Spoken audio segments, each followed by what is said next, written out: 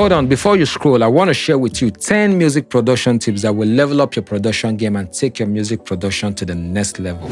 Number 1, study music. Studying music is not just learning music theory and learning how to play music instrument. Listen to good music. Don't be listening to Jack Parata. Listen to what is happening in the production, what is happening in the arrangement, everything, the tone, the instrument. You have to listen to music and study music over time to become a really good producer. Also, you need to really understand how music instruments behave, how it is played, the slides, the articulation, and the whole expression of that instrument. And make sure you have a solid musical foundation that will equip you to become a better producer.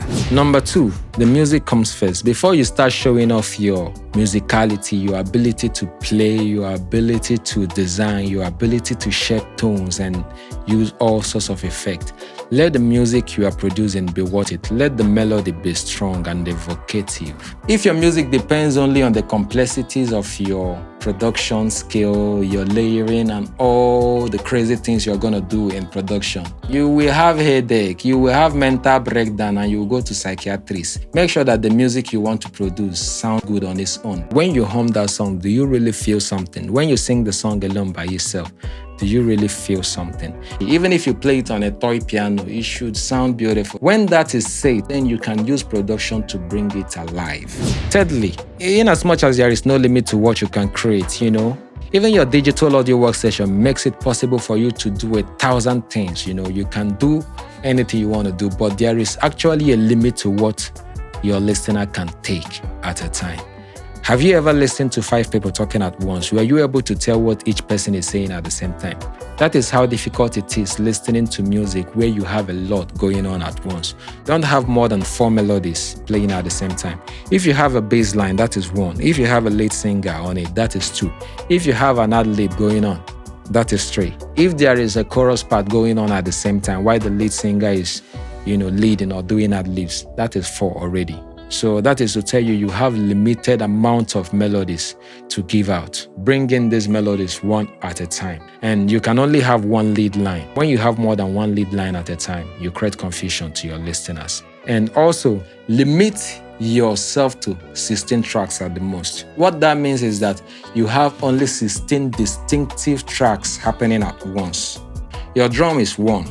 Your bass is another 1. If you have extra percussion playing a counter rhythm, that is number 3, and so on and so forth. So when you have a lot of instruments going on at the same time, you create disaster and your listeners can't really, hold on to anything. Let your music have definition. Know what exactly you want to achieve with the drums. Know what you want to hear in the melody. Know what you want the bass to do. Let your music have direction, and then every other thing will be there to support it. When your listeners can't follow with what is going on in your music, it makes it impossible for them to enjoy the music. Learn to create separation in your music, and you can get separation by using different tone colors or timbres or textures. For instance, a guitar will sound different from a trumpet. It will also sound different from a piano. So by using different kind of tones, you will get separation from a track. So you can have the same thing going on in the same range, but because it's different tones and different texture, you will get separation from this instrument. Another way you can get separation is by spreading your instruments across octaves. We have about 12 usable musical octaves. What are you doing in 1 octave? In as much as you can't have your instruments across these 12 octaves, because we have about 4 octaves in the top frequency and we have about 4 octaves in the highest frequency, but at least you have up to 4 to 6 octaves in the middle. Make use of these different octaves and spread your instruments across these octaves. When you have everything stuck in the same octave, it makes it difficult to distinguish between the instrument and what is happening in each of the instruments. So when you play, find things that you can put in the different octaves to create separation and have your mix occupy the whole frequency than have everything stuck. When the sounds are too similar and they are all within the same range and they are playing different things, it becomes a chaos. So separate your instruments by range and by tone, and also by the rhythm they are playing. Don't let your rhythms overlap with each other too much. Let there be separation. Let each and every one of them come at their own time.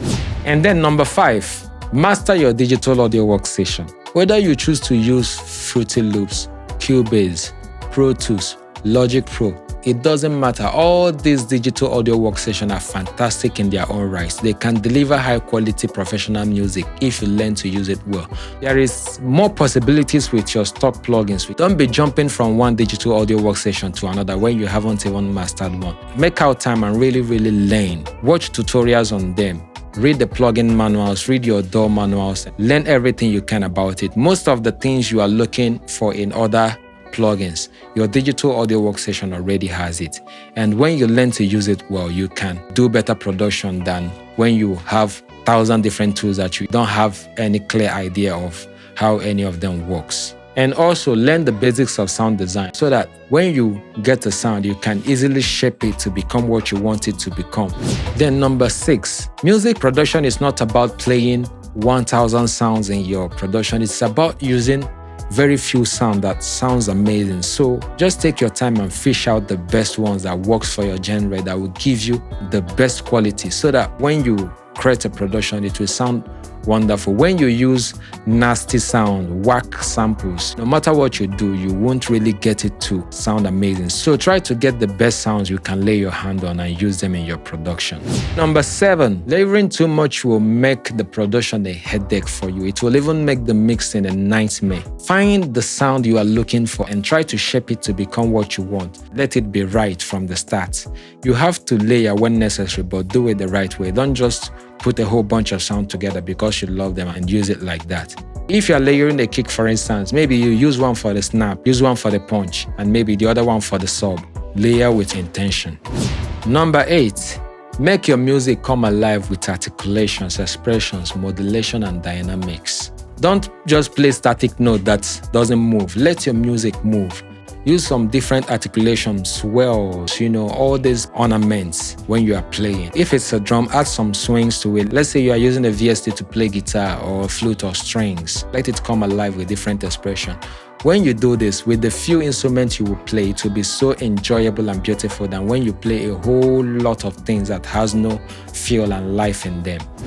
You can also use your voice. Sometimes leave what you are doing with your hand. Let your voice produce what you hear in your mind. When your voice produces it, record it. Go through what you have created with your voice. Make it come alive with your different instruments. The more you use your voice, you will listen to your innermost musical instinct than when you are just using your hand to play what you already can play.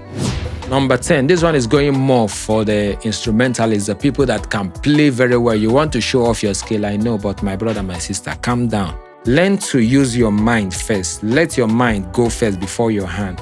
If you are using your hand too much, you end up playing a lot that the music doesn't even really need. So listen to the music. Before you do anything on the song, let the music tell you, I need this, I need that. Don't just be showing off in the music, because you will end up playing a lot that the music doesn't really need. And at the end of the day, it will rob the beauty of the music. And that is it for now. If you have other music production tips that you would like to share with us, remember to put it down in the comment section. Keep following Signature Vibes. See you on the next one.